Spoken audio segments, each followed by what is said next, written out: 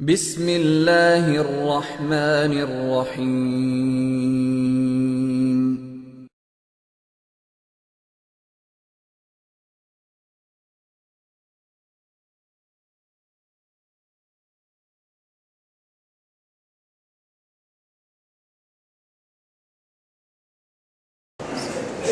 الحمد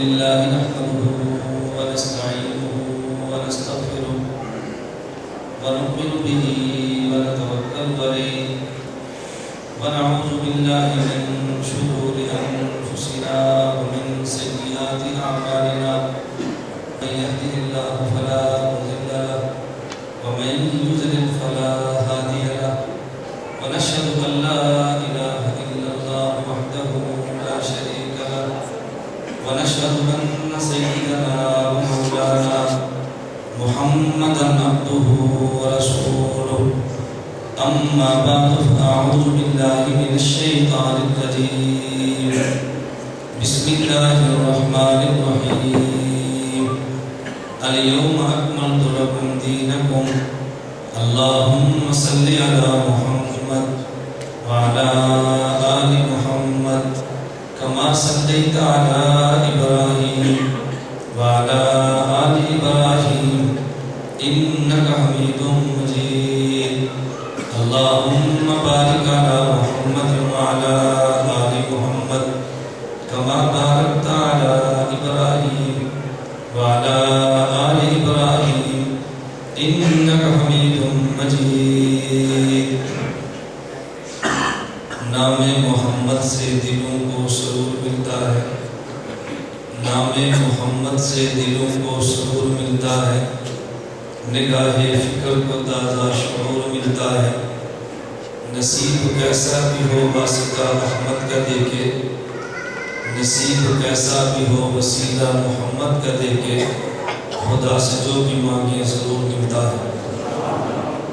معزز علماء کرام، میرے نہایت واجب احترام بزرگوں، مسلک اہل سنت والجماعت سے تعلق رکھنے والے موجود نوجوان دوستوں اور بھائیوں، اور میرے نہایت قابل قدر دینی مدارس سے تعلق رکھنے والے طلباء دوستوں، ہمارا آج کا یہاں احمدآباد میں ہونے والا خالصتاً طلباء تربیتی کنونشن ہے۔ اس میں بعض احباب وہ بھی تشریف لائے جو دینی مدارس کے طالب تو نہیں ہیں لیکن دینی علوم کا شوق رکھتے ہیں اور دینی علوم کے طالب ہیں۔ اللہ رب العزت آپ تمام کا آنا قبول فرمائے۔ اس سے قبل احمدآباد میں 2-3 بار ایسے ہوا کہ میرا آنا طے تھا لیکن پابندی لگی اور میں نے قانون کی پابندی رکھتے ہوئے، قانون کا احترام کرتے ہوئے میں یہاں پر نہیں آیا۔ ہمارا اتحاد اہل سنت والجماعت کا باضابطہ طے شدہ یہ پروگرام ہے کہ ہم اپنے عقائد کو بیان کرتے ہیں لیکن حکومت کے قانون کو ہاتھ میں نہیں لیتے۔ آج مجھ پر کوئی پابندی نہیں تھی، میں آپ کی خدمت میں آ گیا ہوں۔ 2 بار پابندی لگی ہے اور میں نہیں آیا۔ پھر آپ کی 2 بار پابندی کے بعد باضابطہ ہم نے ہائی کورٹ میں رٹ کی ہے اور عدالت کے ذریعے ہم نے اس پابندی کو ختم کروایا ہے۔ عدالت میں جانا تو ہر کسی کا حق حاصل ہے۔ میں آپ ذرا سے کہتا ہوں کہ بعض باتوں کا جواب عمل سے اللہ عطا فرماتے ہیں۔ میرے بارے میں آپ کے علاقوں میں ہزارہ ڈویژن میں یہ بڑے اہتمام سے پروپیگنڈا کیا گیا کہ مولانا کی ریاض گھومن صاحب ایجنسیوں کے آدمی ہیں۔ اچھا، مجھے پھر سمجھ نہیں آتی مجھ پر پابندی کیوں لگتی ہے۔ میں ایجنسیوں کا آدمی ہوں تو حکومت کو چاہیے مجھے گارڈ فراہم کرے، مجھے سہولتیں فراہم کرے، پروٹوکول سے لائیں اور مجھے چھوڑ دیں۔ وہ پابندی لگاتے ہیں، آپ کہتے ہو کہ ایجنٹ ہے۔ اچھا، عجیب اللہ کی شان ہے، جب جواب نہیں بنتا بھئی حکومت ایجنسیوں کا بندہ یہ ہے پھر پابندی کیوں لگی ہے، اس کا پتہ آگے تھوڑے کو پیش کرتے ہیں۔ یہ میں مفروضے اور فرضی بات نہیں کہہ رہا، حقائق بتا رہا ہوں۔ پھر کہتے ہیں کہ کبھی کبھی پابندی خود لگوا لیتا ہے تاکہ پتہ چلے کہ بندہ ٹھیک ہے۔ کیا عجیب بات ہے۔ اللہ نے بات سے میں توفیق عطا فرمائے۔ چلیں، ہمیں اس بات سے غرض نہیں ہے میں اتنی سی بات کہتا ہوں کہ میرے آنے پر جو خوش ہیں اللہ ان کو مزید خوشیاں عطا فرمائے، اور جو میرے آنے پر پریشان ہیں اللہ ان کی پریشانیاں دور فرمائے۔ ہم تو بد دعا نہیں کرتے، ہمارا خاتموں سے تعلق ہے، ہم بد دعا والے نہیں ہیں، ہم دعا دیتے ہیں۔ میں آپ حضرات کی خدمت میں مسلک اہل سنت والجماعت احناف دیوبند کی ترجمانی کرتے ہوئے چند معروضات پیش کروں گا۔ آپ حضرات میں سے کسی کو میرے بیان پر اشکال ہو، میری دلیل پر اشکال ہو، آپ چٹ لکھیں، میں آپ کی چٹ کا جواب بھی دوں گا، لیکن چٹ لکھیں اور شرارتیں نہ کریں۔ بعض حضرات چٹ لکھتے ہیں، میں جب چٹ پڑھوں گا تو آپ خود فیصلہ کریں گے اس چٹ کا مولانا کے موضوع سے تعلق کیا ہے، اور میں یہ بات کیوں کہتا ہوں کہ چٹ لکھیں اور مجھ سے جواب لیں۔ بعض حضرات کہتے ہیں ہم کھڑے ہو کر سوال کرتے ہیں، اجازت کیوں نہیں دیتے؟ اس کی وجہ یہ کہ میرے بیان کرنے پر پورے ملک میں کبھی فساد، دھگا اور لڑائی نہیں ہوئی، اور یہ کھڑے ہو کر سوال کا نظام کیوں بناتے ہیں؟ ایک آدمی کھڑا ہو کر سوال کرے گا، میں اس کا جواب دوں گا، جو پھر کھڑا ہوگا میں پھر جواب دوں گا، تو جان بوجھ کے منصوبے کے ساتھ بدتمیزی کرے گا، ہمارا عقیدت مند کھڑا ہو کے اس کو بٹھائے گا، اس کے ساتھ آئے دو اور کھڑے ہوں گے، ہمارے عقیدت مند دو اور کھڑے ہوں گے، ایک وہ بولیں گے، دو جملے یہ کہیں گے، ایک تھپڑ وہ ماریں گے، دو یہ ماریں گے، لڑائی ہوگی، اور بعد میں آپ کا بات کہنے لگے کہ مولانا الیاس کو مر جانا پھر لڑائی ہوئی۔ حالانکہ لڑائی میرے آنے پر نہیں ہوئی، لڑائی آپ کھڑے ہو کر سوال کرنے پر ہوئی۔ اس لیے میں کہتا ہوں کھڑے ہو کر میں سوال کی اجازت نہیں دیتا۔ آج چٹ لکھی اور دیانتداری سے آپ چٹ پڑھ کے سناؤں گا، یہ دیکھو میں نے چٹ لکھی اور میں نے آپ کی چٹ کا جواب دیا۔ اور عجیب اللہ کی شان ہے کہ جو ہمارے مد مقابل جو مخالف ہیں، پورے ملک میں کوئی ایک جگہ بھی آپ ایسی ثابت نہیں فرما سکتے کہ میں نے کسی بندے پر آج تک پابندی لگوانے کی درخواست کی ہو یا کبھی آج تک حکومت سے بات کی۔ ہمارا موقع بھی ہوتا ہے، ہمارے بھی دلائل ہیں، ان کی بھی دلائل ہیں، ہمارا بھی نظریہ، ان کا بھی نظریہ، وہ بھی بیان کریں، ہم بھی بیان کریں، لوگ ہمیں بھی سنیں، لوگ انہیں بھی سنیں۔ اگر ہمارے عقیدے پر اطمینان ہے ہمیں لے لیں، ان پر اطمینان ہے ان کو لے لیں، نہ درخواستیں ہم دیں نہ درخواستیں وہ دیں۔ یہ بات ٹھیک ہے غلط ہے؟ کوئی آج تک ہم نے پابندی کی کوشش نہیں کی، اور کوئی پابندی لگوائے تو ہم اس پر لام تان بھی نہیں کرتے۔ ہر آدمی اپنے ذوق کے مطابق بات کہتا ہے، اس کو کہنی چاہیے۔ اللہ رب العزت مجھے بات سمجھانے کی اور آپ کو بات سمجھنے کی توفیق عطا فرمائے۔ ہمارا مسلک اہل سنت والجماعت احناف دیوبند ہے۔ ہمارے اس مسلک میں 4 لفظ آتے ہیں، نمبر 1 سنت، نمبر 2 جماعت، نمبر 3 احناف اور نمبر 4 دیوبند۔ ہم چاروں کو ساتھ لے کر چلتے ہیں۔ سنت کا مطلب کیا ہے؟ اچھی طرح بات سمجھ لیں۔ سنت کا مطلب کیا ہے؟ قرآن کریم کی ایک مسئلے پہ کبھی 2 آیتیں ہوتی ہیں، قرآن کریم کی ایک مسئلے پہ کبھی 3 آیتیں ہوتی ہیں، ایک مسئلے پہ نبی پاک صلی اللہ علیہ وسلم کی بلکہ مرتبہ 2 حدیث مبارک ہوتی ہیں۔ سارا قرآن پیغام خداوندی ہے، ساری احادیث پیغام خداوندی ہے، لیکن سارے قرآن پر عمل کرنا چاہیں تو کبھی عمل کرنا ممکن نہیں ہوتا، اور بعض آیات پہ عمل کرنا چاہیں عمل کرنا جائز نہیں ہوتا۔ ساری احادیث پہ عمل کرنا ممکن نہیں ہوتا، بعض احادیث پہ عمل کرنا جائز نہیں ہوتا۔ آپ کہیں گے جن آیات پہ عمل کرنا ممکن نہیں ہے وہ کون سی آیات ہیں؟ ہم تو سنتے ہیں سارا قرآن آئی عمل کے لیے ہے، اور یہ کہتا ہے بعض آیات پہ عمل ممکن نہیں ہے۔ آپ حضرات فرمائیں سورۃ البقرہ کی تلاوت کریں تو سورۃ البقرہ کا آغاز کن لفظوں سے ہے؟ الف لام میم ذالک الکتاب، یہاں سے ہے نا، الف لام میم ذالک الکتاب، الف لام میم سے شروع ہے۔ اچھا دوسری سورۃ سورہ آل عمران کہاں سے شروع ہے؟ وہ بھی الف لام میم سے شروع ہے۔ اچھا مجھے بتائیں جو پورے قرآن کریم کا دل ہے سورہ یاسین، وہ کہاں سے شروع ہے؟ یاسین۔ اچھا قرآن کریم کی دونوں صورتوں کو بھی لے لیں جو بڑی ہیں، قرآن کریم کے دل کو بھی لے لیں، تو میں اگر آپ سے پوچھوں الف لام میم کا معنی کیا ہے آپ بتا سکتے ہیں؟ میں پوچھوں یاسین کا معنی کیا ہے آپ بتا سکتے ہیں؟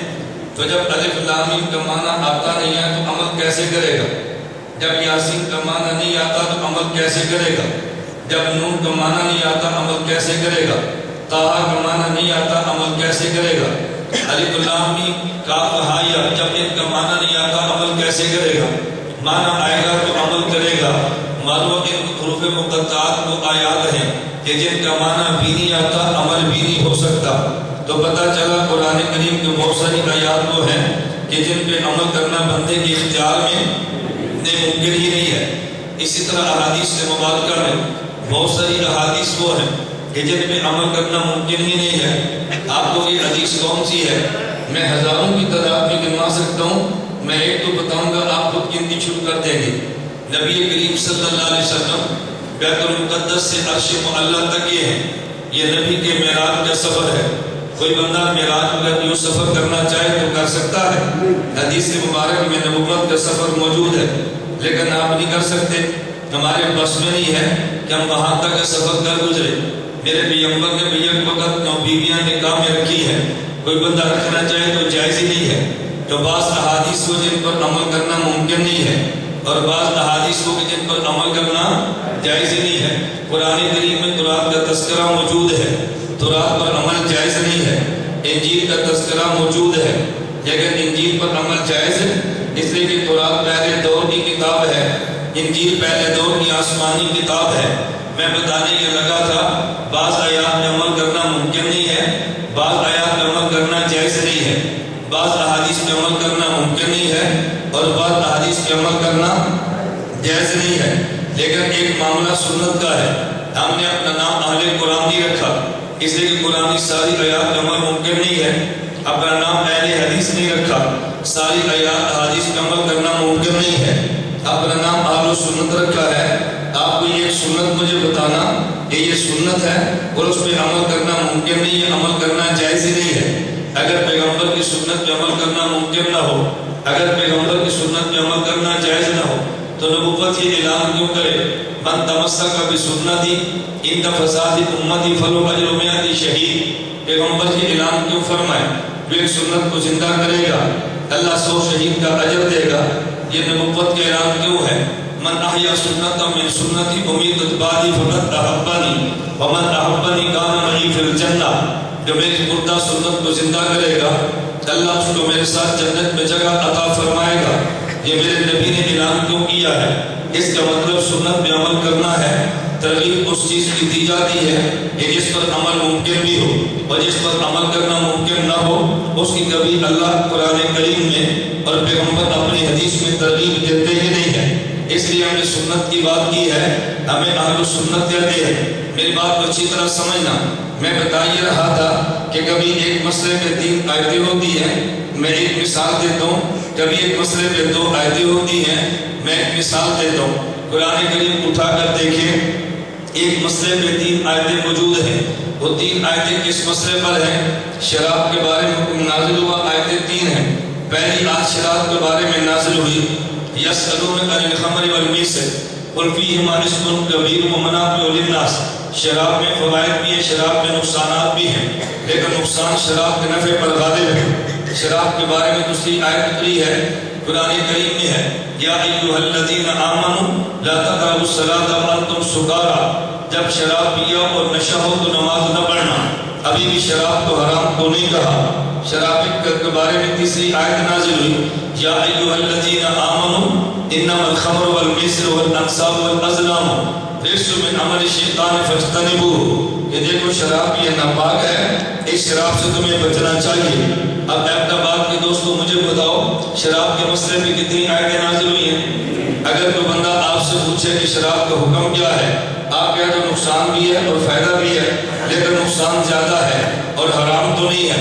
आप इस पर अमल कर लोगे? कोई भी अमल नहीं करेगा। कोई बंदा पूछे शराब का हुक्म क्या है, मौलवी साहब कहते हैं कि जब नशा पिया शराब पी और नशा हो तो नमाज न पढ़ना, और जब नशा उतर जाए तो पढ़ लेना, लेकर हराम नहीं है। आप इसका फतवा मान लोगे? हालांकि कुरान में मौजूद है, लेकिन आप फिर भी नहीं मानोगे। आप किसको मानोगे? कुरान करीम की जो आखिर में आयत नाज़िल हुई कि शराब को अल्लाह ने नजस फरमा दिया, फरमाया शराब नापाक है। अब एक मसले में आयतें 3 उतरी हैं। हम पहले दोनों आयतों की तिलावत तो करते हैं, लेकिन पहली 2 आयतों पर अमल नहीं करते। तीसरी आयत की तिलावत भी करते हैं, अमल भी करते हैं। تیسری آیت کی تلاوت بھی کرتے ہیں، عمل بھی کرتے ہیں۔ تو ایک مسئلے پہ جو آخری آیت ہوتی ہے اس آیت کی حیثیت سنت کی ہوتی ہے۔ سنت کا معنی یہ ہے یہ وہ طریقہ جو قیامت تک چلنا ہے۔ اب پہلی جو دو آیتیں ہیں ان کی قیامت تک تلاوت تو چلنی ہے، ان کے حکم قیامت تک نہیں چلنے۔ تیسری آیت کی تلاوت بھی چلنی ہے، حکم بھی چلنا ہے۔ تیسری آیت کی تلاوت بھی چلنی ہے، حکم بھی چلنا ہے۔ تو سنت کا معنی کیا ہے؟ قرآن کریم کا آخری حکم جو قیامت تک کے لیے ہے، میرے پیغمبر کی حدیث میں آخری حدیث جو قیامت تک کے لیے ہے۔ میں بتا ہی رہا تھا ایک مسئلے پر 3 آیتیں بھی ہیں، ایک مسئلے پر 2 آیتیں بھی ہیں۔ اچھا ایک بات میں طلباء کے لیے عرض کرتا ہوں، اہل علم دوسرے بھی اس پر یقیناً محفوظ ہوں گے۔ قرآن کریم نے شراب کو حرام نہیں کہا، قرآن کریم نے کہا شراب نجس ہے۔ کیا کہا؟ نجس ہے۔ اگر قرآن کریم شراب کو حرام کہہ دیتا تو قرآن کریم کے حرام کہنے سے شراب کا نجس اور ناپاک ہونا معلوم نہ ہوتا، لیکن جب قرآن نے نجس کہا، ناپاک ہونے کا پتہ بھی چلا، حرام ہونے کا پتہ بھی چلا۔ اس کی وجہ دنیا میں کتنی چیزیں جو حرام ہیں لیکن وہ ناپاک نہیں ہے۔ اگر کسی بندے کی جیب میں سود کا 1000 کا نوٹ موجود ہو، وہ حرام تو ہے لیکن وہ ناپاک تو نہیں ہے۔ زہر کا کھانا حرام تو ہے لیکن زہر ناپاک تو نہیں ہے۔ مٹی کا کھانا حرام تو ہے لیکن مٹی کا کھانا ناپاک تو نہیں ہے نا۔ اگر کوئی بندہ کسی قلم چوری کر لے تو یہ قلم چوری کا حرام تو ہوگا لیکن ناپاک تو نہیں ہے۔ تو کتنی چیزیں دنیا میں حرام ہے لیکن وہ ناپاک نہیں۔ لیکن ایک چیز مجھے آپ گنوا دیں کہ جو ناپاک ہو لیکن حرام نہ ہو۔ کوئی ایک چیز جو ناپاک ہو لیکن حرام، جو چیز ناپاک ہوگی اس کا حرام ہونا ضروری ہے اور جو چیز حرام ہوگی اس کا ناپاک ہونا ضروری نہیں ہے۔ اگر اللہ فرماتے شراب حرام ہے، ناپاک ہونا سمجھ نہ آتا، اللہ نے فرمایا شراب ناپاک ہے، نجس ہونا بھی سمجھ آیا، حرام ہونا بھی سمجھ آیا۔ طلبہ کریم شریعت میں طلبہ کی زبان میں کہتا ہوں حرام اور نجس میں نسبت عام خاص مطلق کی ہے۔ کون سی نسبت ہے؟ عام خاص مطلق کی نسبت ہے۔ عام خاص مطلق تو سمجھتے ہیں نا۔ میں کہ بیان میں ایسی بات اس لیے کہتا ہوں کہ میرے بارے میں پروپیگنڈا کرتے ہیں جاہل آدمی ہے، میں نے کہا پھر آپ پریشان کیوں ہیں؟ جاہل آدمی بیان کر کے چلا جائے گا، تمہیں کیا نقصان ہے؟ پریشان بھی ہو جائے پھر کہتے ہیں جاہل آدمی، تمہیں جاہل کے آنے پر تو زیادہ پریشان نہیں ہونا چاہیے نا۔ ہم تمہیں جاہل سمجھتے ہیں، تمہارے یہاں پر کبھی پریشان نہیں ہوتے، تم ہمیں جاہل سمجھتے پھر پریشان کیوں ہوتے؟ تو بات سمجھ آ رہی ہے؟ چلے آگے چلے۔ ایک مسئلے پر 2 آیتیں، میں بڑے اختصار سے مضمون چلا رہا ہوں۔ ایک مسئلے پر 2 آیتیں قرآن کریم میں ہے، والذین توفون منکم یذرون ازواجا وصیۃ لازواجہم متاعا الی الحول غیر اخراج۔ خامد فوت ہو جائے تو عورت کی عدت 1 سال۔ قرآن کریم میں ہے والذین توفون منکم یذرون ازواجا یتربصن بانفسہن 4 اشہر و10۔ خامد فوت ہو جائے عورت کی عدت 4 ماہ اور 10 دن، عدت 1 سال وہ بھی قرآن میں ہے، عدت 4 ماہ 10 دن وہ بھی قرآن میں ہے۔ آپ اگر خامد فوت ہو جائے آپ عورت کی عدت 1 سال بتاؤ گے، 4 ماہ یا 10 دن بتاؤ گے؟ حالانکہ 1 سال والا حکم بھی قرآن میں اور 4 ماہ 10 دن والا حکم بھی قرآن میں۔ 1 سال والا حکم بدل گیا، 4 ماہ 10 دن والا حکم بعد میں آیا ہے۔ ہم 1 سال والے حکم کو سنت تو نہیں کہیں گے، قرآن کہیں گے، اور 4 ماہ 10 دن والے کو قرآن بھی کہیں گے، سنت بھی کہیں گے۔ سنت اس حکم کا نام ہے جو قیامت تک کے لیے ہو اور اس کو بعد میں بدلا نہ جائے، اس کا نام سنت ہے۔ ہم سنت کیوں کہتے ہیں؟ سنت ہوتی وہ ہے جو بدلتی نہیں ہے اور قیامت تک کے لیے چلا کرتی ہے۔ ایک مسئلے پر 2 حدیثیں بھی ہوتی ہیں لیکن ایک حدیث پہلے دور کی، ایک بعد والے دور کی۔ میں ان میں سے 2 چیزیں بتا دیتا ہوں۔ مثال کے طور پہ نمبر 1 حدیث، نبی کریم صلی اللہ علیہ وسلم نے فرمایا کنت نہیتکم عن زیارت القبور فزوروها، میں نے تمہیں قبرستان جانے سے منع کیا تھا، اب میں تمہیں قبرستان جانے کی اجازت دیتا ہوں۔ پہلے نبی نے منع کیا، وہ بھی حدیث ہے، پھر نبوت نے اجازت دی تو یہ بھی حدیث ہے، لیکن اجازت والی حدیث سنت ہے اور منع کرنے والی حدیث سنت نہیں ہے۔ کوئی بندہ تمہیں کہ قبرستان نہیں جا سکتے کیونکہ حدیث میں ہے، یہ بتانا کہ حدیث پہلے دور کی تلاوت کرتا ہے اور جو پیغمبر نے اجازت دی ہے کہ حدیث بعد کے دور کی ہے۔ اب اجازت والا مسئلہ بھی حدیث کا اور منع والا مسئلہ بھی حدیث کا، لیکن منع والا مسئلہ پہلے دور کا ہے اور اجازت والا بعد کے دور کا ہے، اور جو بعد والا مسئلہ قیامت تک چلے اسے سنت کہتے ہیں۔ اس لیے اجازت زیارت قبور والی حدیث کو سنت کہیں گے اور دوسری کو مات حدیث کہیں گے۔ نمبر 2 مسئلہ حدیث مبارک میں موجود ہے، میرے پیغمبر صلی اللہ علیہ وسلم نے بلزانین پڑھا اور آمین فرمایا، اور اونچی آواز سے فرمایا۔ ترمذی میں روایت موجود ہے، نبوت میں پہلے ظالم پڑا آمین فرمایا اور آمین آہستہ فرمایا، یہ بھی ترمذی میں موجود ہے۔ امام ترمذی ان دونوں میں سے آمین بالجار کو پہلے لائے ہیں، آمین بالصدق کو بعد میں لائے ہیں۔ آمین بالجار والی حدیث پہلے دور کی ہے، ہم اس کو سنت نہیں کہتے۔ آمین بالصدق والی حدیث بعد کے دور کی ہے، ہم اس کو سنت کہتے ہیں۔ میں بتانے یہ لگا تھا، ہمارا مسلک اہل سنت ہے، ہمارا مسلک اہل قرآن نہیں ہے، ہمارا مسلک اہل سنت ہے، ہمارا مسلک اہل حدیث نہیں ہے، کیونکہ قرآن کریم کی آیات تو ساری مانتے ہیں لیکن عمل ان پر ہے جو ایک مسئلے پر آخری دور میں اترے۔ حدیث تو ساری مانتے ہیں، عمل ان احادیث پر ہے جو ایک مسئلے پر آخری دور میں اترے۔ ہم اس لیے اہل سنت کہتے ہیں، ہم نے پہلی زندگی کی بجائے آخری زندگی دے دی ہے۔ اور بعض لوگ کہتے ہیں آج کے دور میں آپ سنتے ہوں گے، آج کے دور میں آپ سنتے بھی ہوں گے اور آپ دیکھتے بھی ہوں گے، ہمارے جب بھی آپ دیکھو گے تم کون ہو؟ سنی۔ تمہاری نماز کا نام کیا ہے؟ مسنون۔ ایک بندہ کہتا ہے تم کون ہو؟ میں محمدی۔ تمہاری نماز کا نام کیا ہے؟ محمدی۔ مجھے ایک بندہ کہنے لگا بھئی آپ نے کلمہ نبی پاک صلی اللہ علیہ وسلم کا پڑھا؟ میں نے کہا جی ہاں۔ ان کا نام کیا تھا؟ میں نے کہا محمد رسول اللہ صلی اللہ علیہ وسلم۔ مجھے کہتا آپ نے محمد کہا، ساتھ رسول اللہ کیوں کہا؟ میں نے کہا ہم نے کلمہ صرف محمد کا نہیں پڑھا، محمد رسول اللہ کا پڑھا ہے۔ 40 سال کی عمر تک تو اعلان محمد کا تھا اور 40 سال کے بعد محمد رسول اللہ کا تھا۔ جو نبی نے 40 سال کی عمر میں عمل کیے ان کا نام عمل محمدی ہے، اور جو میرے پیغمبر نے بحیثیت رسول کیے ان کا نام عمل مسنون ہے۔ تو ایک ہے عمل کو صرف جو بطور محمد کیا اور ایک وہ جو بطور محمد رسول اللہ کیا۔ تیرے لیے عمل حجت وہ ہے جو بطور محمد رسول اللہ کی۔ کون سا بات کیا بطور محمد رسول اللہ؟ اچھا آپ نے دیکھا، کبھی بھی آپ نے دیکھا ہو، میرے علم میں نہیں ہے، کبھی آپ نے دیکھا ہو، کبھی پڑھا ہو، آج تک آپ نے کوئی دعوت نامہ شادی کا دیکھا اور اس پہ یہ لکھا ہو کہ فلاں طریق کو نکاح محمدی ہوگا، آپ شرکت فرمائیں؟ کبھی آپ نے کارڈ دیکھا؟ میں نے کبھی نہیں دیکھا۔ کبھی دیکھا آپ نے نکاح محمدی کا؟ آپ نے کارڈ کیوں نہیں پڑھا؟ کیوں؟ نکاح محمدی تو یہ ہے کہ حضور نے ایک وقت میں 9 نکاح کیے، یہ نکاح محمدی امت تو کر نہیں سکتی نا۔ اب ہم نکاح محمدی نکاح مسنون کہتے ہیں۔ کیا کہتے ہیں؟ نکاح کون سا ہے؟ آپ نے کبھی ولیمہ محمدی کا لفظ سنا ہو؟ کیا کہتے ہیں؟ ولیمہ کون سا ہے؟ ولیمہ مسنون ہے۔ میں اس لیے کہتا ہوں بعض لوگ کہتے ہیں ہماری نماز محمدی، آپ کہتے ہیں نماز مسنون، لوگ کہتے ہیں دونوں میں فرق کیا ہے؟ میں کہتا ہوں اس لیے اس نے وہ اعمال بھی دینے جو پہلے دور کے ہیں، ہم اس سے وہ اعمال دینے جو آخری دور کے ہیں۔ پہلے دور کے عمل کو مسنون نہیں محمدی کہتے ہیں، آخری دور کے عمل کو محمدی نہیں مسنون کہتے ہیں۔ تو ہمارا مسئلہ کون سا ہے؟ بولو مسئلہ کون سا ہے؟ اہل سنت۔ لیکن اہل سنت صرف نہیں ہے، اہل سنت کے بعد اہل سنت والجماعت۔ اہل سنت کے بعد والجماعت کو کہتے ہیں۔ اس پر حدیث مبارک میں پڑھتا ہوں اور آپ ترجمہ بھی میرا سماعت کرنا۔ آپ حدیث سنیں گے خطیب سے، ترجمہ سنیں گے خطیب سے، اس پر سوال ہوگا اور جواب آپ کے مشکل ہوگا۔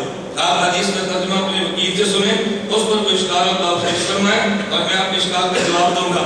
آپ نے حدیث مبارک سنی ہے کہ نبی کریم صلی اللہ علیہ وسلم نے فرمایا بنی اسرائیل میں 72 فرقے تھے، ان بنی اسرائیل تفرقت علی 72 ملہ، اور میری امت میں 73 فرقے ہوں گے، وتفترق امتی علی 73 ملۃ، ان میں ایک جنت میں جائے گا اور باقی سارے جہنم میں جائیں گے۔ پوچھا گیا یا رسول اللہ یہ جنت میں جانے والا کون سا ہوگا؟ تو نبی کریم صلی اللہ علیہ وسلم نے جواب کیا دیا؟ ما انا علیہ، بولو ما انا علیہ۔ اب اس کا عام ترجمہ کیا کرتے ہیں کہ جو میرے صحابہ کے نقش قدم پہ چلے۔ مجھے بندہ کہنے لگا کیا نبی اور صحابہ کا نقش قدم جدا جدا تھا؟ میں نے کہا نہیں۔ تو کہتا پھر حضور یہ فرماتے تھے ما انا علیہ، جو میرے نقش قدم پہ چلے وہ جنتی فرقہ ہے، وہ ناجی فرقہ ہے۔ تو نبی پاک نے یہ کیوں فرمایا ما انا علیہ اصحابی، جو مجھ اور صحابہ کے نقش قدم پر چلے؟ جب نقش قدم دونوں کا ایک ہے، اصحابی کہنے کی ضرورت کیا تھی؟ میں نے کہا توجہ رکھنا، کیونکہ تو نے ترجمہ خطیب سے سنا تجھے اشکال پیدا ہوا، یہ ترجمہ وکیل سے سن تو اشکال پیدا نہیں ہوگا۔ کہتے آپ کیا ترجمہ کرتے ہیں؟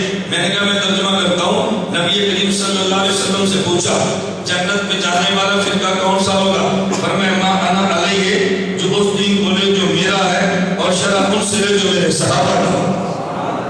دین کون سا لے جو میرا ہے اور شرع کون سی لے جو میرے صحابہ کی ہے؟ آیت وہ لے جو مجھ پر اتری ہے اور معنی وہ لے جو میرے صحابہ کا ہے، حدیث وہ لے جو میں نے بیان کی ہے اور معنی وہ بیان کرے جو صحابہ کا۔ ما انا کی ہوگی؟ حضور کی. اور معنی کون کرے گا؟ یہ معنی بس آپ کی. میں اس کی مثال دوں گا تو پھر آپ پر بات کھلے گی. ایک شخص مجھے کہنے لگا امام کے پیچھے فاتحہ پڑھتے ہو؟ میں نے کہا نہیں پڑھتے.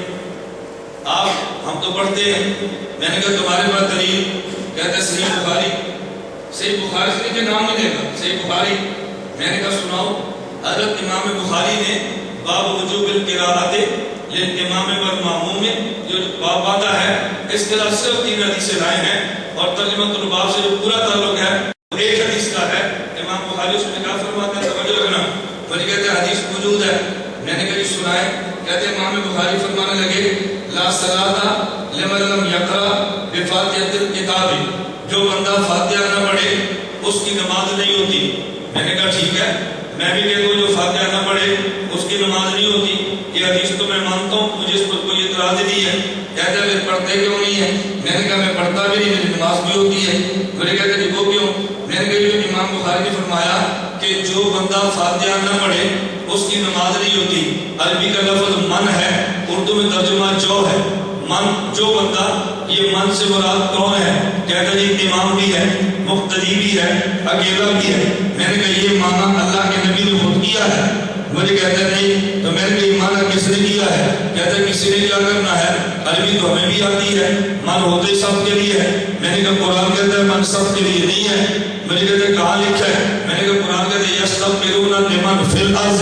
فرشتے ان کے لیے استغفار کرتے ہیں جو زمین میں ہے. تو بل کلنٹن کے لیے بھی ہے, اوباما کے لیے بھی ہے, فرعون و حامون کے حامان کے لیے بھی ہے. کہتے نہیں. تو میں نے کہا پھر من عام نہ ہوا نا, اس من سے مراد کچھ خاص لوگ ہوں گے نا. کہتے جی پھر آپ بتائیں. میں نے کہا نہیں پہلے آپ اپنا زور پورا کر لیں پھر ہم لگائیں گے. تم نے کہا یہ جو فاتحہ نہ پڑھے اس کے پیچھے نماز نہیں ہوتی. جو سے مراد خواہ امام ہو, خواہ وہ مقتدی ہو, خواہ اکیلا ہو, تو تو نے تو من سب کے لیے پیش کر دیا. میں کہتا ہوں نہیں, اس من سے مراد ہر بندہ نہیں ہے, اس من سے مراد اکیلا ہے. اگر بندہ اکیلا نماز پڑھے اور فاتحہ نہ پڑھے اس کی نماز نہیں ہوتی. میں نے کہا مجھے یہ بتا میں اب تو فیصلہ کیسے کریں گے؟ حدیث تو بھی یہ پڑھتا ہے, حدیث میں بھی یہ پڑھتا ہوں. ایک ترجمہ تو کرتا ہے, ایک ترجمہ میں کرتا ہوں. اب کس کا ترجمہ ٹھیک اور کس کا غلط ہے, اس کی بنیاد کیا ہوگی؟ میں نے کہا تو بتا دے. کہتے ہیں عربی جانتے ہیں. میں نے کہا تو بھی جانتا ہے, عربی میں بھی جانتا ہوں. تو نے کہا من کا معنی اکیلا, مقتدی, امام تینوں ہے. میں نے کہا من کا معنی تینوں نہیں ہے, من کا معنی اکیلا ہے. تو دونوں نے ترجمہ تو پڑھ لیا. میں نے کہا ٹھیک کس کا غلط کس کا؟ توجہ رکھنا. کہتے ہیں آپ بتائیں. میں نے کہا تو نے بنیاد بنی وہ تو غلط ہے, میری بنیاد تو حدیث ہے. کہتے ہیں وہ کون سی؟ میں نے کہا نبوت نے اعلان کیا کہ دیکھو جنت میں جانے والا وہ ہوگا جو حدیث مجھ سے لے اور اس کا مطلب میرے صحابی سے لے. توجہ. تو یہ جو حدیث تو نے پڑھی ہے یہ حدیث پیغمبر سے تو نے سنی ہے. کہتا ہے نہیں. میں نے کہا میں نے سنی ہے. کہتا ہے نہیں. میں نے کہا کس نے سنی ہے؟ کہتا ہے پیغمبر کے صحابی نے رضی اللہ عنہ. تو میں نے کہا پھر معنی صحابی سے لے لینا تاکہ مسئلہ حل ہو جائے. کہتا ہے جی. تو میں نے کہا آپ بتا دو اس کا معنی جو صحابی نے کیا. کہتے ہیں میرے علم میں تو نہیں ہے, آپ بتا دو. میں نے کہا میرے علم میں ہے. کہاں لکھا ہے؟ میں نے کہا بخاری استاد ہے, امام ترمذی شاگرد ہے, اللہ کے پیغمبر استاد ہے, جابر بن عبداللہ رضی اللہ عنہ پیغمبر کے صحابی شاگرد ہے. یہ حدیث بخاری میں موجود ہے. امام بخاری کسی صحابی سے اس کا ترجمہ اور معنی نہیں لائے. امام ترمذی کسی حدیث کو جامع ترمذی میں لائے ہیں اور پھر امام بخاری ترمذی کہتے ہیں لا صلاۃ لمن لم یقرأ بفاتحۃ الکتاب. جو بندہ فاتحہ نہ پڑھے اس کی نماز نہیں ہوتی. یہ حدیث اللہ کے نبی کی ہے. اور جابر بن عبداللہ رضی اللہ عنہ پیغمبر کے صحابی کہتے ہیں ان ھذا اذا کان وحدہ.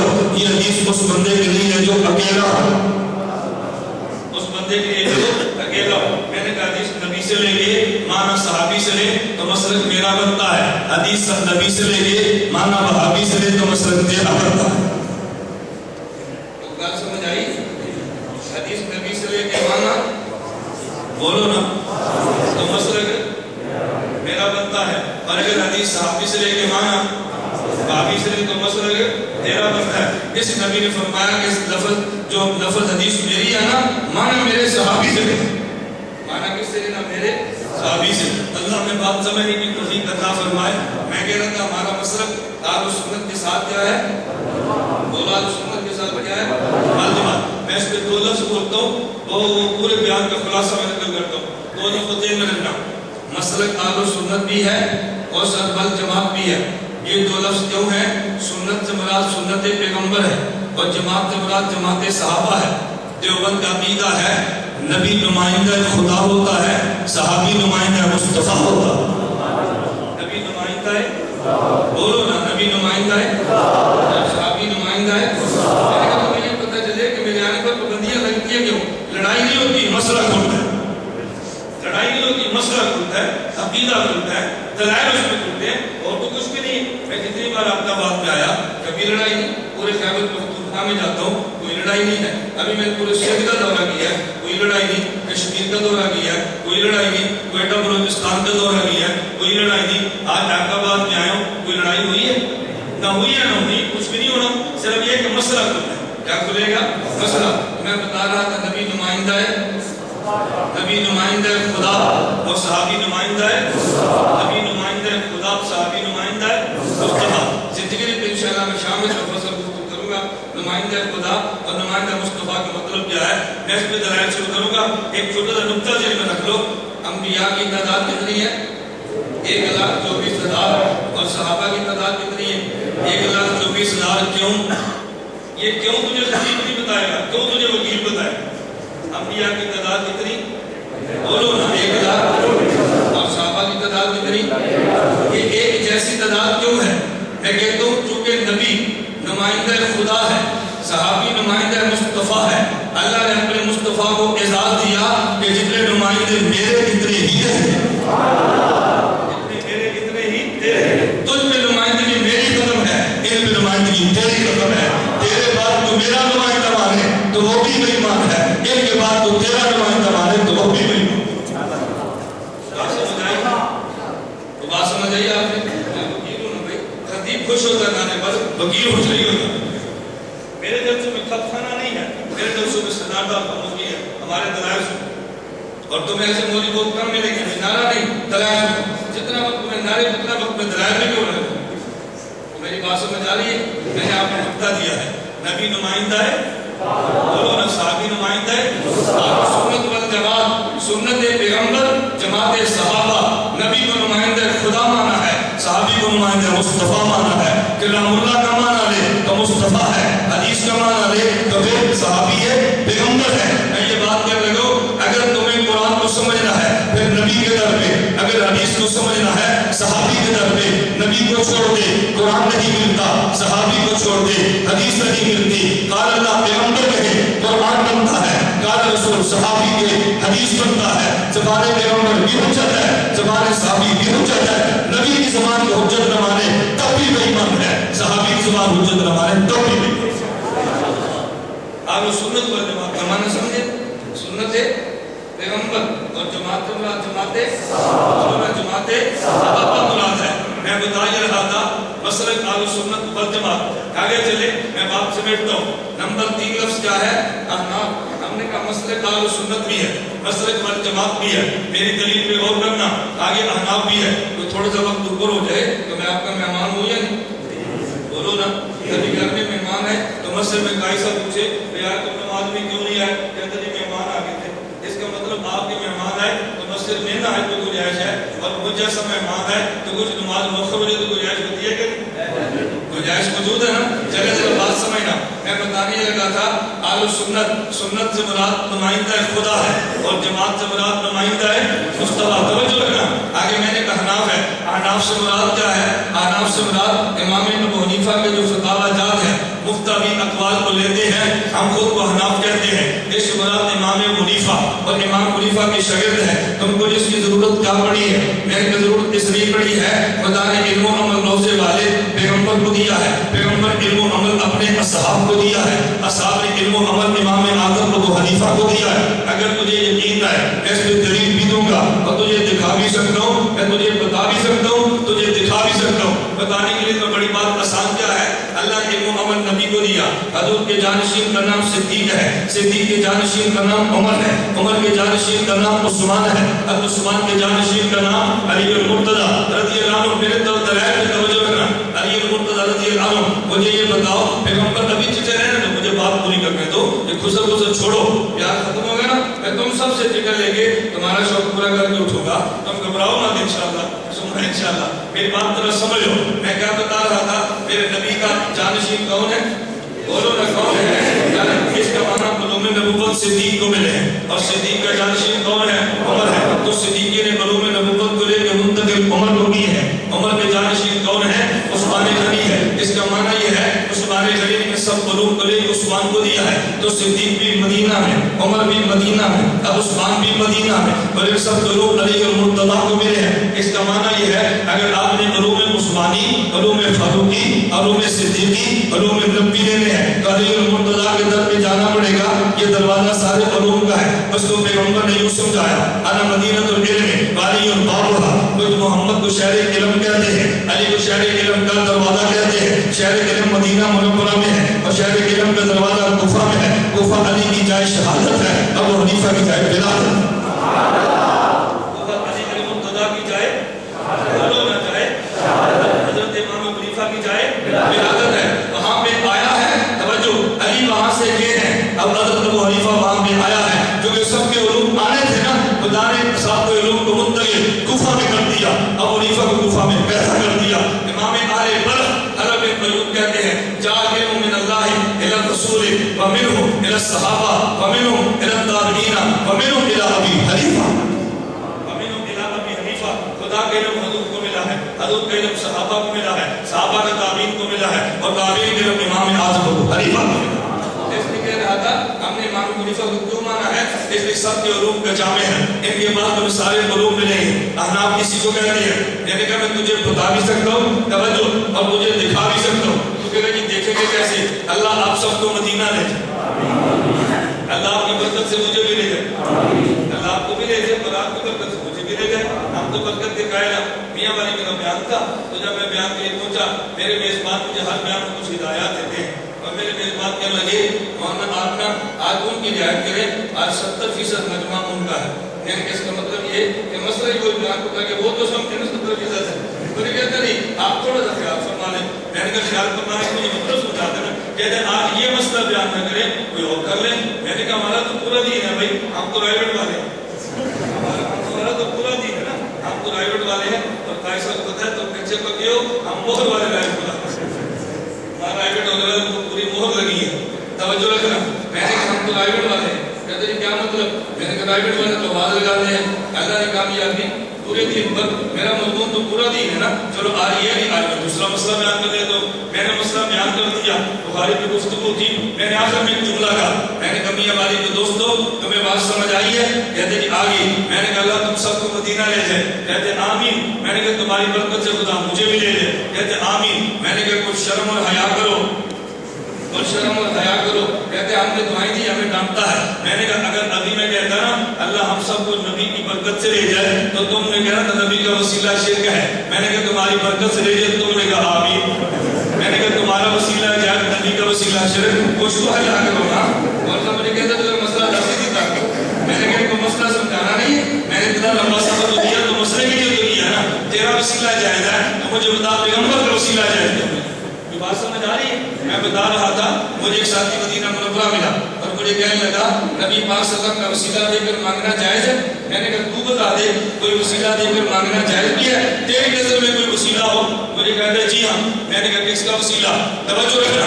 میں کہتا جی نماز کا وسیلہ دے کر مانگ لو. میں نے کہا نماز تجھے ملی ہے؟ کہتے نہیں. میں نے کہا نماز کہاں سے آئی؟ کہتے عرش سے. میں نے کہا کون لایا؟ کہتے اللہ کے نبی. میں نے کہا حضور نہ ہوتے تجھے مل جاتی؟ کہتے نہیں. میں نے کہا پھر نماز کا وسیلہ بھی تو پیغمبر کی ذات ہے. نماز کا وسیلہ بھی تو نبوت کی ذات ہے نا. یہ وسیلہ نکال دے تو نماز ہی نہیں ملتی. پھر اس کا کیا مطلب؟ مجھے کہنے لگا نہیں پھر بھی آپ ایسا کریں درود پڑھ لیں، نماز پڑھ لیں، قرآن کی تلاوت کریں، اعمال کا وسیلہ دے کر اللہ سے مانگے، نبی کا وسیلہ دے کر اللہ سے نہ مانگے. میں نے کہا کیوں نہ مانگے؟ کہتے ہیں اس لیے کہ میں نے پوچھا اعمال کا وسیلہ دے کر خدا سے کیوں مانگے؟ کہتے ہیں اس لیے کہ اعمال شریعت سے اللہ کا قرب ملتا ہے. اب تب آپ کو دوستوں جو دلیل سمجھنا مجھے کہتے ہیں اعمال شریعت سے اللہ کا قرب ملتا ہے. میں نے کہا پھر دیوبند کا نظریہ سن. اعمال شریعت سے خدا کا قرب ملتا ہے لیکن کم ملتا ہے. جو وجود پیغمبر سے ملتا ہے وہ سب سے زیادہ ملتا ہے. ہمارے شریعت سے اتنا قرب نہیں ملتا جتنا نبی کے وجود سے ملتا ہے. مجھے کہتے ہیں تو دلیل ہے. میں نے کہا یہ دلیل تم اسٹیجوں پہ سنتے رہتے ہو لیکن وکیلوں سے نہیں سنتے، اس لیے دلیل تیرے علم میں نہیں ہے.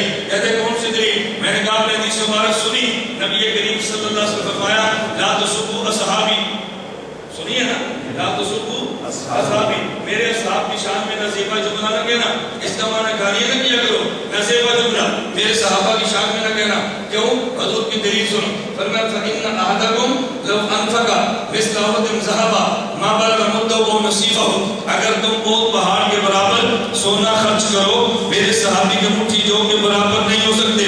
میں نے کہا حدیث میں ہے، مجھے کہتے ہیں، میں نے اس حدیث کو سمجھا بھی ہے یا کہ آپ سمجھا دیں. میں نے کہا مجھے بتا بہت پہاڑ کے برابر سونا زیادہ یا مٹھی جو زیادہ؟ کہتا ہے کہ مٹھی جو نہیں، بہت پہاڑ کے برابر سونا زیادہ. میں نے کہا میرے نبی پاک کیوں فرماتے ہیں بہت پہاڑ کے برابر میں سونا میرے صحابی کے مٹھی جو کے برابر نہیں ہے؟ کیوں فرماتے ہیں؟ کہتے ہیں اس لیے کہ یہ نبی کے دور کا ہے، وہ نبی کے دور کا نہیں ہے. تو میں نے کہا پھر مان لینا اصل مقام صدقے کا نہیں ہے، مقام وجود نبوت کا ہے. وجود نبوت نہ ہو تو جو اپنے بہت کے پہاڑ کے برابر سونے کا وہ مقام نہیں ہے جو وجود نبوت کی برکت سے مٹھی بھر جو کو مل جاتا ہے. میں نے کہا کہ نمازوں سے وہ قرب نہیں ہے جو پیغمبر کے وجود سے قرب ملتا ہے. صحابی کا تو اعزاز یہ تھا اس کو نبی کا وجود ملا ہے. تیرا اعزاز مجھے نماز ملی ہے اور صحابی کا اعزاز سے نماز والا ملا. ہمیں کیا ملی ہے؟ نماز، روزہ. اور صحابہ کو نماز والا. میں نے کہا نماز کا وسیلہ جائز ہے، نماز والے کا جائز نہیں ہے. یہ ہم نے پہلی بار منتخب سنی ہے. روزے کا وسیلہ جائز ہے، روزے والے کا وسیلہ جائز نہیں ہے. اور خود جس نے عمل وسیلہ دیا اس کا وسیلہ جائز نہیں ہے. یہ عجیب بات ہے. وہ نبی تمہیں وسیلے کا مسئلہ نہ دیتا تو تم وسیلہ دے کر مانگتے کیسے؟ مسئلہ وسیلے کا بھی دوسرے دیا. پھر نکتے پہ غور کرنا، خود مسئلے وسیلے کا وسیلہ بھی پیغمبر کی ذات. خود مسئلے وسیلے کا وسیلہ بھی پیغمبر کی ذات ہے. میں بتا یہ رہا تھا احناف کون ہے. میں نے بتایا، میں آپ کو بتاؤں گا بھی، میں آپ کو دکھاؤں گا بھی. میں نے آپ کو بتایا نا حضور نے علم کس کو دیا؟ صدیق کو. ان کے جانشین کون؟ عمر. ان کے جانشین ان کے جانشین. اچھا حضرت علی المرتضیٰ کہاں تھے؟ علی المرتضیٰ کا جائے، حضرت امام حنیفہ کا جائے. توجہ، اس کا معنی یہ علوم وہاں چلے گئے نا اور وہ علوم ہم نے دے دیے. احناف کا معنی یہ تھا ہم سنت اور لیتے ہیں اور جماعت صحابہ سے لیتے ہیں لیکن امام ابو حنیفہ کے ذریعے سے لیتے ہیں. مجھے ایک بندہ اچھا آپ نے کہا تھا دکھاؤ، میں نے کہا میں دکھا بھی دیتا ہوں. مجھے کہتے ہیں کہاں لکھا ہے؟ میں کہ اللہ سب کو مدینہ لے. اللہ کہاں لے جائے؟ مدینہ. ایک ساتھی مجھے کہنے لگا کہ مولانا مدینہ منورہ کہاں بیٹھے ہیں؟ میں نے کہا میں تمہیں بتاتا ہوں. کہتے جی کہاں پہ؟ آپ جب مدینہ منورہ جاؤ تو دیکھنا میں نے کہا مسجد نبوی کا یہ کونا میرے پیغمبر کا روزہ ہے. اس کے بعد ذرا دیکھیں تو جو چھتریاں ہیں، ایک پہلی چھتری ایک دوسری چھتری ہے، اس کے پیچھے جو سکون ہے میں وہاں بیٹھو. آپ جا کے دیکھنا. وہاں پر آ گیا. میں نے کہا دیکھ لیا. کہتے جی دیکھا. میں نے کہا مسجد نبی میں کھڑا ہو جا، یہ درمیانے دروازے کو ذرا یوں دیکھ کیا لکھا ہے. مجھے کہتے ہیں ابو بکر. میں نے کہا کیا لکھا ہے؟ کہتے ہیں عمر. میں نے کہا آگے کیا لکھا ہے؟ کہتے ہیں عثمان. میں نے کہا آگے کیا لکھا ہے؟ کہتے ہیں علی. میں نے کہا پھر آگے کیا لکھا ہے؟ کہتے ہیں عباس. میں نے کہا کیا لکھا ہے؟ حسن و حسین. میں نے کہا ادھر آ جا، یہ میرے نبی کے روضے کے سامنے صدور کے اوپر کیا لکھا ہے؟ کہتے ہیں نعمان بن ثابت. میں نے کہا میری بات سمجھ آئی؟ کہتے ہیں نہیں آئی. میں نے کہا ہمارا نظریہ ہے خدا نے علم محمد روزے والے نبی کو دیا ہے، اس نبی نے صحابہ کو دیا ہے اور صحابہ نے امام اعظم ابو حنیفہ کو دیا. میں نے کہا میں تجھے دکھا بھی دیتا ہوں، بتا بھی دیتا ہوں. کیا بتانا مان لے یا دکھانا مان لے؟ ہم حنفی ہیں، بات سمجھے؟ اہل سنت بھی بل جماعت بھی اور حنفی بھی. اور جتنا قرب امام ابو حنیفہ کے ذریعے جلدی پیغمبر کا ملتا ہے اتنا دنیا میں جلدی کسی کے ذریعے آدمی پیغمبر تک پہنچ کر نہیں ہے. صحابہ کے بعد میرا پرسوں جگہ پر بیان تھا اور بیان ختم بخاری کی تقریب میں تھا. میں نے دوستوں سے کہا ایک بندہ مجھے کہتا ہے کہ مولانا ہم تو امام اعظم ابو حنیفہ کو بھی مانتے ہیں اور ہم تو حضرت امام بخاری کو بھی مانتے ہیں، لیکن امام بخاری کی بجائے آپ امام حنیفہ کو ترجیح کیوں دیتے ہیں؟ میری دلیل سننا. میں نے کس لیے ہم عاشق مدینہ ہیں. کہتے جی عاشق مدینہ امام بخاری نہیں تھے. توجہ رکھیں. میں نے کہا امام بخاری بھی تھے. کہتے ہیں پھر فرق کیا ہے؟ میں نے کہا فرق یہ ہے آپ کے احمدآباد سے تو مدینہ منورہ جہاز ہے اور 5 گھنٹے میں جائے اور ایک جہاز 1 گھنٹے میں جائے. آپ کس پہ جانا پسند کرو گے؟ بولو کس پہ جانا پسند کرو گے؟ کیوں؟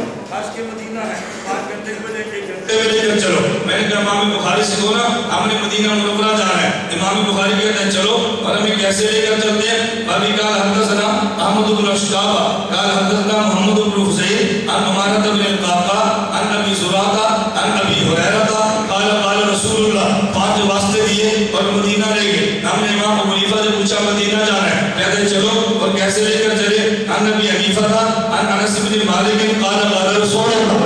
عن ابی حنیفہ عن عبد الله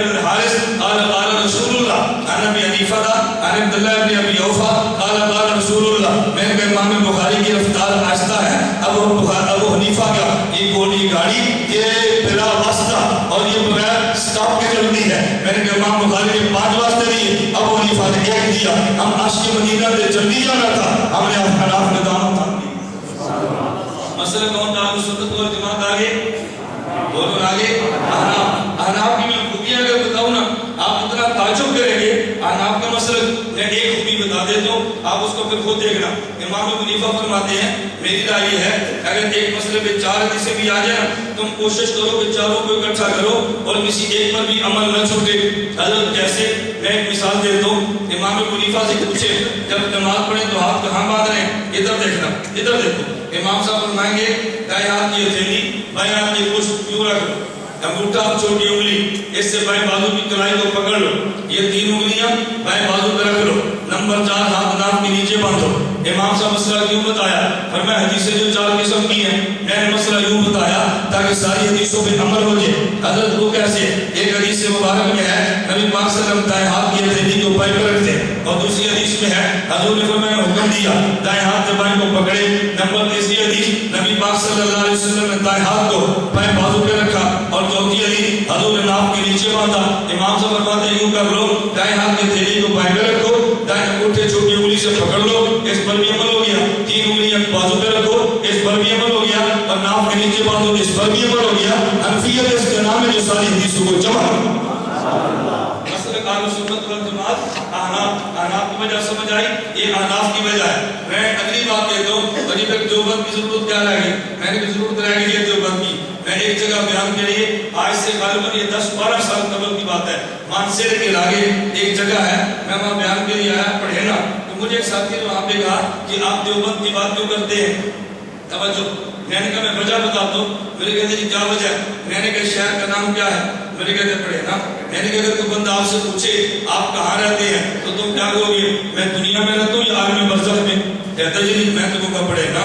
میں نے کہا تم کہو میں دنیا میں رہتا ہوں. اچھا. میں نے کہا بندہ کہ میں کہاں رہتے ہو تم کیا کہو گے؟ پاکستان یا ہندوستان؟ کہتا جی میں تم کو پڑھے نا. میں نے کہا اچھا کوئی بندہ پوچھے کہاں رہتے ہو تم کیا کہو گے؟ سرحد یا پنجاب, اب خیبر پختونخوا اس وقت سرحد تھا. کہتے جی میں تم کو پڑھے نا. میں نے کہا بندہ پوچھے کہ تم کہاں رہتے ہو پشاور یا مانسیرا؟ کہتے میں تم کو پڑھے نا. میں نے کہا اچھی بات ہے, تم پاکستان بھی نہیں کہتے پڑھے نا, تم سرحد بھی نہیں کہتے پڑھے نا, مانسیرا بھی نہیں کہتے پڑھے نا. مجھے کہتے یہ پڑھے نا عالم برزخ میں نہیں عالم دنیا میں ہے. میں نے کہا ٹھیک ہے. یہ انڈیا میں نہیں پاکستان میں ہے. میں نے کہا ٹھیک ہے. یہ پنجاب میں نہیں سرحد میں ہے. میں نے کہا ٹھیک ہے. کہتے پشاور میں نہیں مانسیرا میں ہے. میں نے کہا ٹھیک ہے. آپ بتانا کیا چاہتے ہو؟ کہتے میں بتانا یہ چاہتا ہوں کہ جب پڑھے نا کہیں گے تو سمجھ مانسیرا بھی آئے گا, سمجھ سرحد بھی آئے گا, سمجھ پاکستان بھی آئے گا. میں نے کہا جب تم نے ہم سے پوچھا میں کون ہوں, میں کہتا مسلمان, تو تم نے فوراً کہنا تھا حنفی یا شافی. اگر میں کہتا نا حنفی تم نے فوراً کہنا تھا بریلوی دیوبندی. تقسیمیں جو چلی ہیں تو جب میں نے کہا نا دیوبندی, اس کا معنی حنفی بھی ہوں, اس کا معنی سنی بھی ہوں, اس کا معنی مسلمان بھی ہوں. میں نے کہا کہ دنیا میں آپ مجھے بتاؤ کوئی عیسائی کہ میں دیوبندی ہوں؟ کوئی کہلواتے عیسائی میں دیوبندی؟ کوئی بھی نہیں کہلواتا.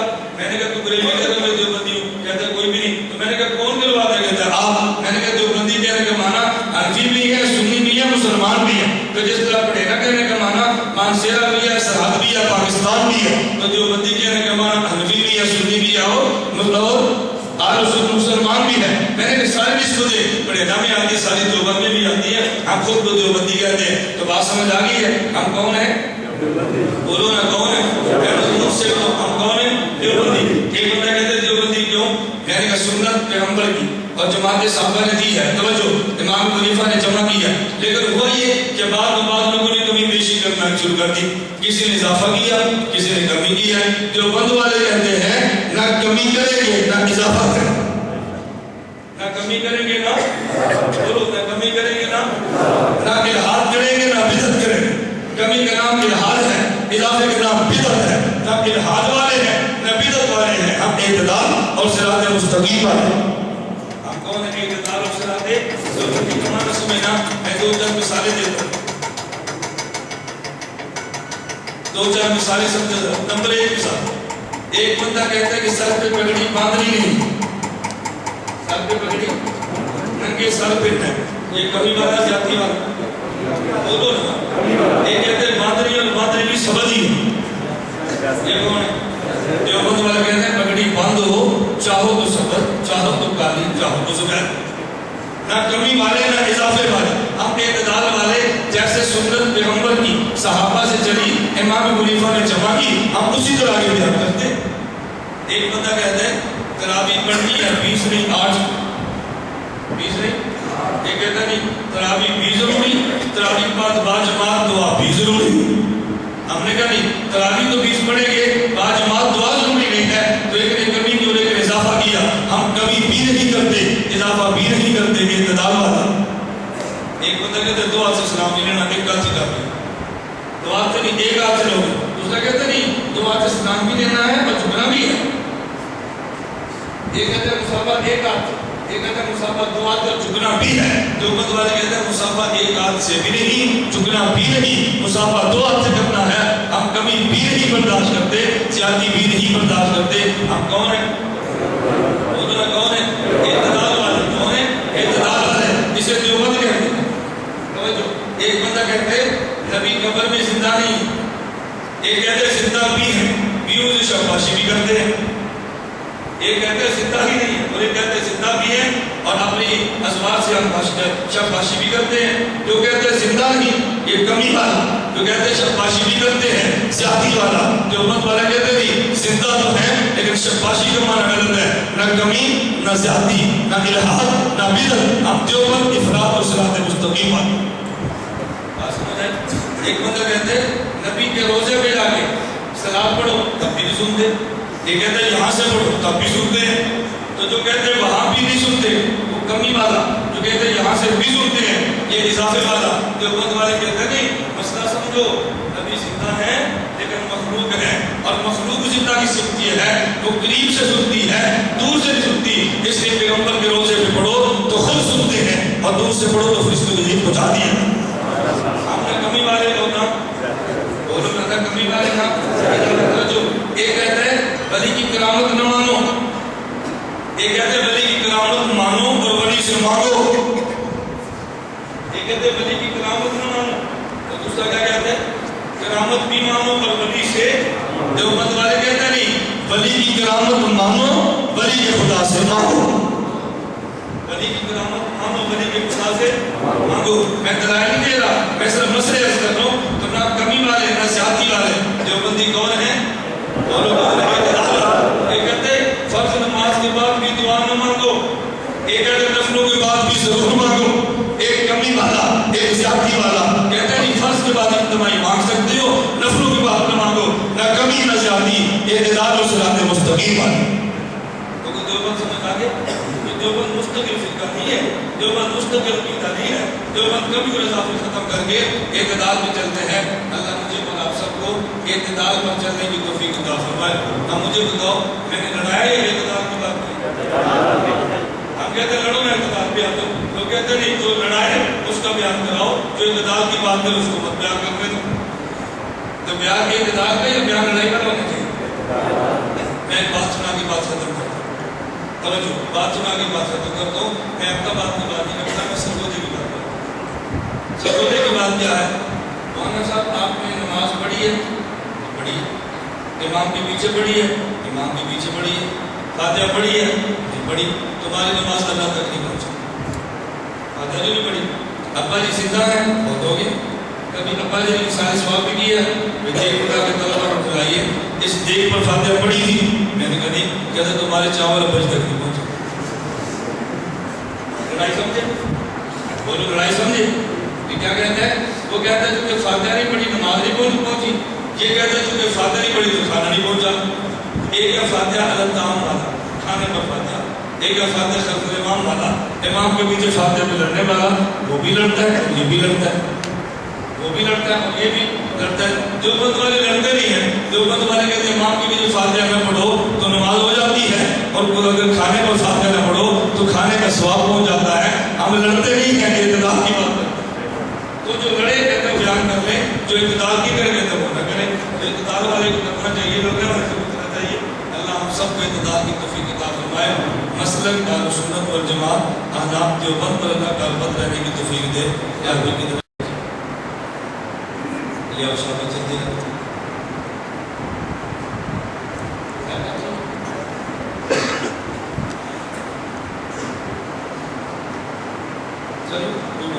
یہ ایک چٹ دی ہے، یہاں یونیورسٹی کے طلباء ہیں، ایک لڑکا جو جماعت مسلمین سے تعلق رکھتا ہے، وہ ہمیں عقیدہ جو بھی کہتے ہیں کہ آپ اپنا ویبسائٹ کرتے ہیں، اکثر کافی فتویٰ دیتے ہیں، تو ہم کیا جواب دیں؟ جماعت المسلمین والے کہتے ہیں کہ ہم 4-5 بندوں کے علاوہ باقی سارے کافر ہیں۔ اس کو 90 جواب تو میں نہیں سمجھا تھا، ایک جواب چاہیے رکھتے مجھے کہنا حدیث مبارک میں آتا ہے کہ جنت میں جنت والوں کی 120 صفحے ہیں۔ کتنی صفحے؟ ان میں 40 صفحے پہلے انبیاء کی امتوں کی اور 80 صفحے اس امت کی۔ میں نے کہا رائٹ والی صفحے نکال دو، صرف تم ہو، تم کو مسلح کے پیچھے کھڑے ہو، ان کو نکال دو نا تو پیچھے بچے کا کیسے؟ ان کو ملاؤ گے تو 80 بڑھے گی نا، ان کو نکالو گے تو 80 سے بڑھے گی نا۔ یہ بڑا آسان سے جواب ہے۔ اور مزید باہر میری کتاب پڑھی ہوگی، پھر کہ جماعت مسلمین کا تحقیق کی جائے، آپ اس کتاب کو لے کر پڑھ لیں۔ ظلم یہ ہے کہ وہ لٹریچر پڑھتا ہے، آپ لٹریچر اپنا نہیں پڑھتے، ظلم صرف یہ ہے۔ آپ اپنا لٹریچر پڑھیں گے تو آپ کو بلا شبہ یہ ہوگا باہر سے کتاب لے لیں گے، یہ صرف چیٹی دے دیں۔ ابو بکر عمر رضی اللہ عنہ کا وہ بیان سنائے انہوں نے وفات رسول آپ کا بول بیان رسول کو بیان کیا، یا آپ ان کے بارے میں عمر کے جواب کو کرنے کا بیان کیا تھا؟ ابو بکر صدیق رضی اللہ تعالیٰ عنہ موجود تھے، بعض صحابہ نے کہا کہ نبی پاک صلی اللہ علیہ وسلم وفات پا گئے، حضرت عمر نے کہا حضور زندہ ہے۔ ٹھیک ہے، اب پہلے لوگ ان دونوں کے اختلاف نہیں سمجھے، اس لیے مشکل میں پھنس گئے۔ پہلے ان کا اختلاف سمجھو کہ دونوں کا مطلب کیا تھا۔ نبی پاک صلی اللہ علیہ وسلم سو رہے تھے، ایک صحابی نے آ کر پوچھا نا، فرشتے دو خواب میں ہے، ایک نے کہا حضور جاگتے ہیں، ایک نے کہا حضور سو رہے ہیں، یہ ان دونوں میں ٹھیک کون تھا غلط کون تھا؟ حضور ان سے بیدار ہوئے تو فرمایا آج میں سویا تھا، دو فرشتے آئے، ایک نے کہا سو رہے ہیں، دوسرے نے جاگ رہے ہیں۔ نبی پاک صلی اللہ علیہ وسلم فرمایا کہ دونوں ٹھیک ہیں، جس نے میری آنکھ کو دیکھا اس نے کہا حضور سو گئے ہیں، جس نے میرے دل کو دیکھا اس نے کہا جاگتے ہیں۔ حضرت قاری فرماتے کہ صحابہ نے حضور کی آنکھ کو دیکھا کہا فوت ہو گیا ہے، حضرت عمر نے دل کو دیکھا انہوں نے کہا زندہ ہے۔ ایک ہی نگاہ آنکھ پر ہے اور ایک ہی نگاہ دل پر ہے۔ صدیق اکبر نے مسئلہ سمجھا کہ عمر نے بات سمجھو، جب نبی پاک سو جائیں اور حضور کا دل زندہ ہوتا ہے یا سوتا ہے؟ لیکن کہتے کیا ہے؟ سو گئے ہیں، اگرچہ حضور کے دل میں حیات ہو لیکن کہنا یہی ہے وفات پا گیا، کہنا یہی ہے کہ وفات پا گیا، ہم بھی کہتے ہیں وفات پا گیا، جو کہ حضور پر موت نہیں آئی وہ ایمان ہے، ہم اس کو مسلمان نہیں سمجھتے۔ جو کہتے ہیں حضور پر موت آئی نہیں ہے، کون کہتے نہیں ہے؟ اب بات سمجھیے، ایسا ہوا کہ صدیق رضی اللہ عنہ آدھی بات قدر کرتے ہیں، چھوڑتے تھے۔ صدیق اکبر نے حضور کے بعد صلی اللہ علیہ وسلم کی پشانے پر بوسہ دیا، دائیں کندھے پہ ہاتھ بائیں پر رکھا، کہتے تحیّ و میتا، حضور آپ کو دنیا میں لانا بھی مبارک، دنیا چھوڑ دینا بھی مبارک۔ من کان یعبد محمد فإن محمد القدمات، تو جو حضور کی عبادت کرتا ہے اس کے وفات پا گئی۔ ومن کان یعبد اللہ فإنه حی لا یموت، اور جو کہ عبادت خدا کی کرتا ہے اللہ ہمیشہ زندہ رہے گا، موت نہیں آئے گی۔ کیا موت ہے؟ یہ بات اگلی بات صدیق اکبر نے کہا والذی نفسی بیدہ لا یذیقک اللہ المعتدین ابدا، حضور اللہ آپ اور خدا کی قسم کبھی تو موت جمع نہیں کرے گا۔ الکنز المتوالی شیخ زکریا کی، عمدۃ القاری حضرت علامہ عینی کی اور فتح الباری ابن حجر اسقلانی کی، آپ گھر جا کے دیکھ لیں۔ وہ فرماتے ہیں مذہب اہل سنت والجماعت ان للمیت فی القبر موت و حیات غیر الانبیاء، جب میت قبر میں جاتی ہے روح کا احاطہ ہوتا ہے، زندگی ملتی ہے، جب سوال و جواب ہو جائے پھر موت ملتی ہے، اور جب پیغمبر کو قبر میں زندگی ملتی ہے دوبارہ پیغمبر کو موت کبھی نہیں آتی۔ امتی پر موتیں دو آتی ہیں، ایک یہاں ایک قبر میں، نبی کو یہاں پر آئی ہے اور قبر میں موت کبھی نہیں آتی، ہمیشہ نبی زندہ رہتا ہے۔ اور اگر تمہیں موت کو کتاب نہ ملے تو صحیح بخاری جو تمہیں پیش کرے گا جلد اول 517 اسی حدیث کے ساتھ شیخ محدث احمد علی سہارنپوری نے یہی بات لکھی ہے، اور سہارنپوری میں یہ دیوبند کے بانی اسی بخاری کو جا کر دیکھ لیں۔ ان صلاۃ ونسک وحی وماتی اس آیت کے بارے میں کیا ہے؟ سبحان اللہ، تو کم مت دیا کرو۔ حضور فرماتے ہیں میری نماز بھی اللہ کے لیے، قربانی بھی اللہ کے لیے، دنیا میں رہنا بھی اللہ کے لیے اور میری موت بھی اللہ کے لیے۔ ہم حضور کی موت مانتے ہیں کہ مسئلہ ہے کہ موت کے بعد قبر ہے حیات کے لیے کہ نہیں، اس کی نفی کر کے دیکھ لیتے ہیں۔ کل نفس ذائقۃ الموت، اس آیت مبارک کی روشنی میں حضور پر موت آئی ہے نہ آئی؟ آپ لوگوں پر موت آ گئی ہے، آپ کل نفس ذائقۃ الموت کو نہیں مانتے، موت آ گئی آپ تو اس آیت سے حضور کی موت کیسے ثابت ہے؟ اس فطرہ کہ ہر بندے نے وفات پانی ہے، ٹھیک ہے آپ نے مانی ہے میں نے مانی حضور نے بھی جیسے حضور کی موت ثابت تو نہیں ہو رہی نا وقوع موت سنو اور خبر موت ہو رہی ہے وقوع موت صحابہ کا اجماع ہے اور قبر میں حیات بھی صحابہ کا اجماع ہے مولانا کہ کوئی مولانا شبیر علی صاحب مولانا خالد خان مفتی شامسی مولانا غلام رسول اللہ سب مانتے ہیں کہ حیات مانتے صحابہ میں بھی تھا آج اس موضوع کو چھیڑنا فساد اور کیا کرنا ہے اللہ کو جزائے خیر عطا فرمائے آپ نے آدھی بات ٹھیک کی آدھی غلط یہ بات تو آپ نے بالکل ٹھیک کی ہے اس موضوع کو چھیڑنا فساد اور کیا کرنا اس میں کوئی بھی کرتا یہ بات غلط کی ہے کہ صحابہ کے دور سے اختلاف تھا جب صحابہ کے دور سے مسئلہ حیات پر اتفاق تھا اب اس بات کو چھیڑنا اور کہنا اس کے حضور کو زندہ نہ مانو یہ فساد آئے گا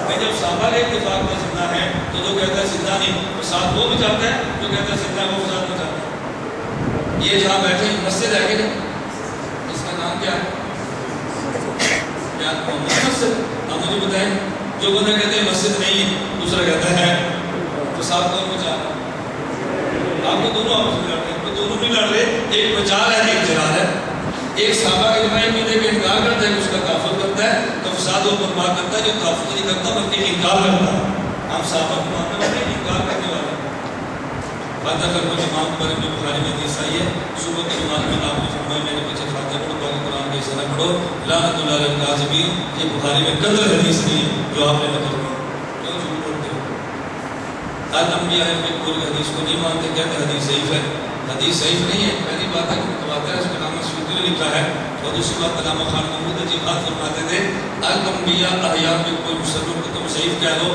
تم کوئی حدیث صحیح پیش کر دو الانبیاء اموات فی قبورہم لا یصلون تم کو ضعیف پیش کر دو چلو ضعیف کیا ہے تمہارے پاس تو ضعیف بھی نہیں ہے نا پھر تمہارے پاس کر دو کوئی حدیث آپ بھی پیش کر دو کہتے ہیں ہمارے پاس ہے ہی نہیں تمہارے پاس ہے لیکن ضعیف ہے ایک پاس ہے تو ایک پاس ہے اور ضعیف ہے تو پھر بھی صحیح والا بہتر ہے نا علامہ سیوطی اس کو متواترات میں شمار کرتے ہیں تمہارا تو بادشاہ کیا انسان تھا کعبہ اس کو کیسے انسان تھا تو میرا اس کے بارے میں بتانا نہیں کیسا عقیدہ مواد کے پیچھے نماز کا حکم کیا ہے ہمارے کعبے نے لکھے ان پیچھے نماز میں کوئی تعلیمی ہے اور کعبے کی بات نہیں کرنا چاہیے اگر شراب نے جسے بیان تو پھر نمک یا لیموں کی ملاوٹ کی بات کیسے ہوتی نجسے ہیں میں نے بچے کو لکھا میں نے بچے کو لکھا میں نے کہا کہ چلے تو مطلب کو چھوڑ دیتی ہے بیٹھ جاؤ آپ بیٹھ جاؤ بیٹھ جاؤ بیٹھ جاؤ چھوڑے گا بیٹھ جاؤ